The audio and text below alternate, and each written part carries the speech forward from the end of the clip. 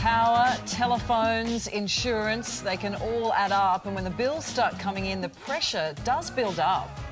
Yeah, financial anxiety, it can lead to high levels of stress and effectively leave you all wondering what on earth you're going to do to pay those bills. So joining us now is 50UP Club's Christopher Zinn. Good morning. Good morning. To you. Talk us through the club. What's happening? I mean, that's the point. There is one thing that you can do. I mean, there are lots of things that you can do to reduce stress. This is one thing, and it's the 50UP Club. And look, we've been going for a couple of years. The idea is get people together and it increases your negotiating power. So this FairGo for 50UPs, which has been going through February, is looking, as you said, at those key things: electricity, mobile insurance, home and contents insurance. Because they're the kind of bills that really do stress people out and that you can get a better deal with. But if you sit back and just auto-renew and do the same old thing, I'm afraid you'll be paying top dollar. And they're the sort of bills that are constant because, you know, you can't escape them. They're part of the cost of living. So how many people have you found are under some sort of financial pressure trying to pay for Well, these look, bills? it's no surprise when you ask people, they do feel under stress. And it's interesting what those bills are. So it's electricity. 58% of people that we asked Under nominated stress. electricity, that they feel that that is the most stressful bill they get. And the reason for that is largely it's gone up a lot in the past. Then it's plateaued. Now it's about to go up again. So people are feeling that. Also, it's a hard thing to control.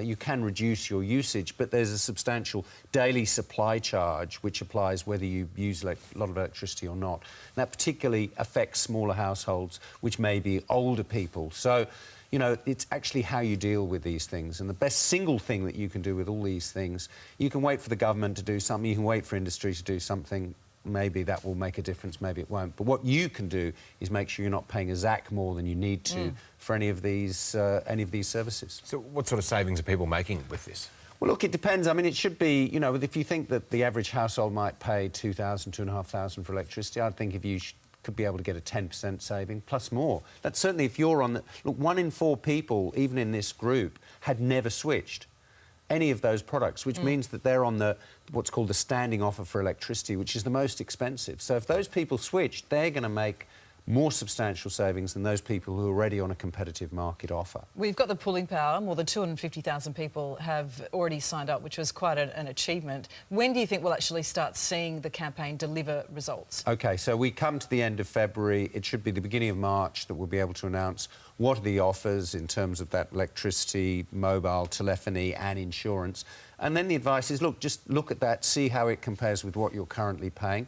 If it's better, have a look at it. If it's close, you might go to your existing provider. And look, I've heard that from so many members that they've gone to an existing provider, asked them to match it. Sometimes they have, sometimes they've gone better than match it. Wow. When they haven't, then they've seen, well, look, it's worth moving. And switching is actually not so hard with these products. If you don't ask, you don't get, I guess, is the credo. Indeed, nothing to lose by signing up. Yeah. Great. All right, thank you for Thanks joining a us, Krista.